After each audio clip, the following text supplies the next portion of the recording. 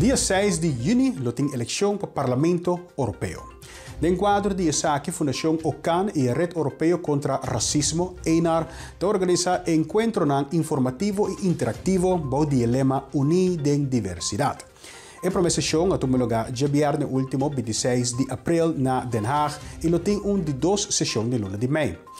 O encontro tem meta para estimular a participação de nossa comunidade caribense no assunto europeu, particularmente no caso aqui, eleição de 6 de junho próximo. Nós temos bijeenkomst tocante de eleição europeia e também over inclusão social. Nós probamos de três comunidades junto, nós podemos mais tanto tocante de com Europese Unie traga, que kota requisito com boto vai votar, então tudo informação que bem nós não sabe de, pessoal tem uma eleição vindo 6 de junho, se me deve ser 6 de junho.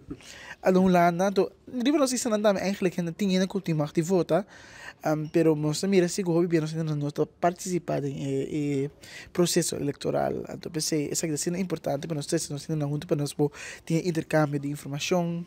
Maar também voor we sparen com nossa comunidade.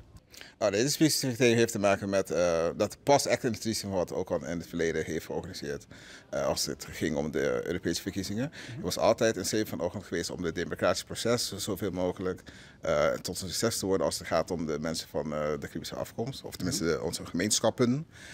En dat is altijd lastig geweest. We zien altijd structureel dat er vaak een lage opkomst is. En zeker in dit geval, of van deze verkiezingen, is het heel belangrijk dat onze mensen zoveel mogelijk hun steun zetten om de diversiteit in Brussel te garanderen. We zagen of we zien natuurlijk dat na Brexit dat de diversiteit in het Europees Parlement nog een stuk is gedaald. En zo is het heel belangrijk dat ook in Nederland, of vanuit Nederland, dat men ook weet dat het belangrijk is om mee te doen. En om kijkend naar een rechtse wind die over Europa heen waait, is het heel belangrijk dat onze belangen in Brussel behartigd blijven worden. Hoe is het vanavond gegaan? Hoe was de reactie?